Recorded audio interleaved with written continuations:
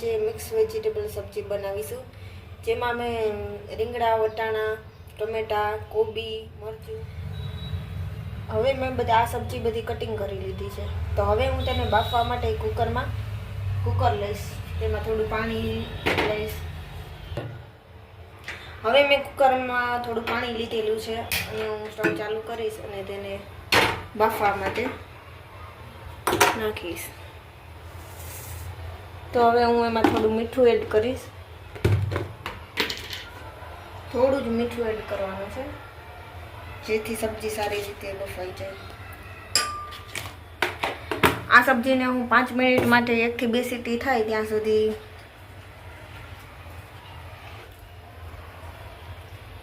એમાં નાખી દઈશ, જેથી સારી રીતે બફાઈ જાય.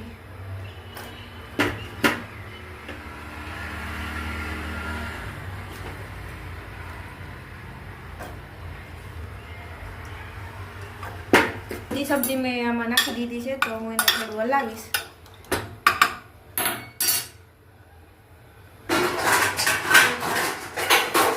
ઢાંકણું બંધ કરી 5 મિનિટ માટે 2 સીટી થાય ત્યાં સુધી કૂક થવા દઈશ.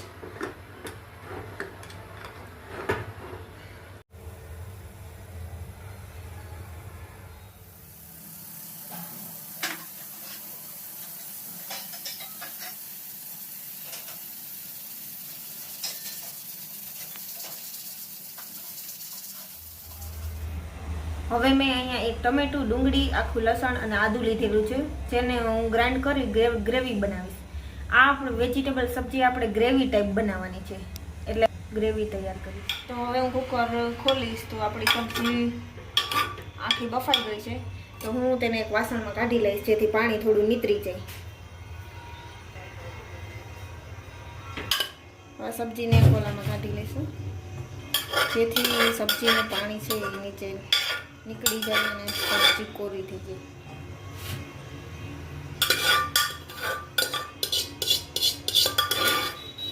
તો હવે મેં ગ્રેવી તૈયાર કરી લીધી છે.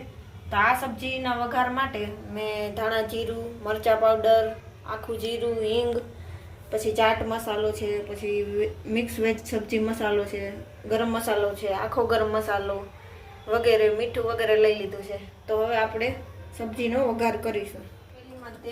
થોડું તેલ લઈશ.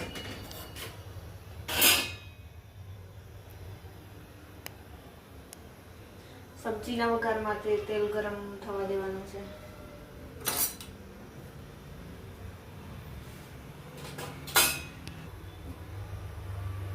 આપણે તેલ ગરમ થઈ ગયું છે. હવે હું તેમાં જીરું એડ કરીશ.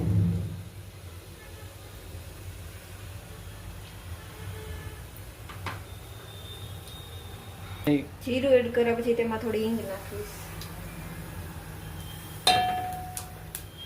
પછી આખો ગરમ મસાલો છે તે તેલમાં નાખી દઈશ.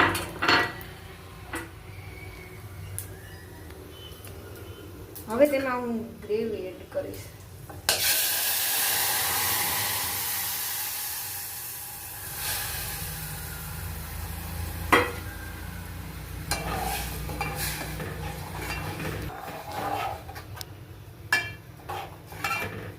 હવે આમાં બધું આપણે નાખી દીધું છે. તો આ હવે ગ્રેવી નાખી દીધા પછી આને 5 થી 10 મિનિટ માટે હું હલાવીશ, જેથી ગ્રેવી સારી રીતે ચડી જાય.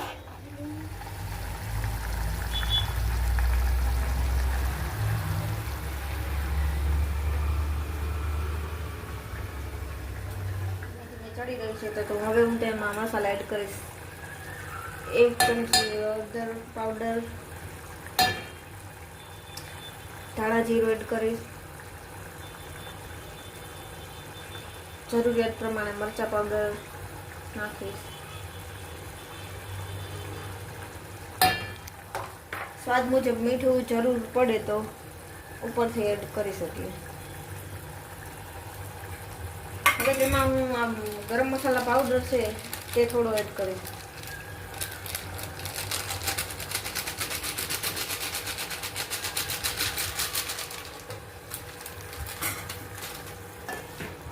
મસાલો એડ કરીશું, જેથી સબ્જી એકદમ ટેસ્ટી અને સ્વાદમાં સારી લાગે. અને થોડી મિક્સ વેજ સબ્જી મસાલા એડ કરીશ. હવે બધા મસાલા મેં નાખી દીધા છે, તો ગ્રેવીને સારી રીતે ચડવા દઈશ. 1 થી 2 મિનિટ માટે આ ગ્રેવીને ચડવા દઈશ. થોડું પાણી એડ કરીશું જેથી સબ્જી થોડીક રસાવાળી બને.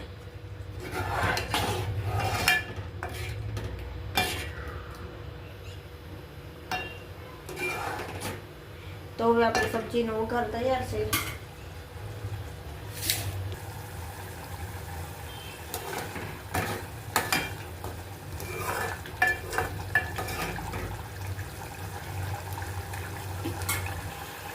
હવે 2 થી 3 મિનિટ માટે આપણે ગ્રેવી પાકી ગઈ છે, તો હું તેમાં આ બધી મિક્સ સબ્જી છે એડ કરી દઈશ.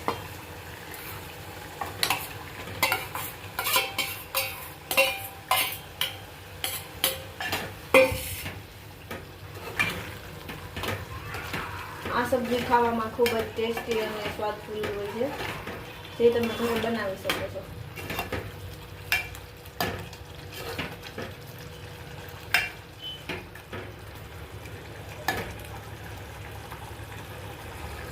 મિક્સ સબ્જી નાખ્યા બાદ 1 થી 2 મિનિટ માટે સ્ટવ પર ચડવા દઈશ, જેથી સારી રીતે શાકભાજી છે એ ગ્રેવીમાં મિક્સ થઈ જાય.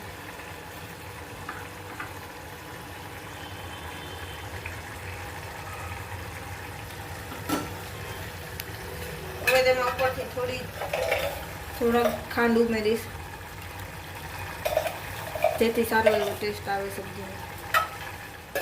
તો તૈયાર થઈ ગઈ છે આપણી મિક્સ વેજ સબ્જી. આ સબ્જી ખાવામાં ખૂબ જ ટેસ્ટીફુલ છે. તેને તમે પરોઠા તથા રોટલી તથા ભાત સાથે સર્વ કરી શકો છો. પસંદ આવી હોય તો વિડીયોને લાઈક કરો, શેર કરો અને સબસ્ક્રાઈબ કરો.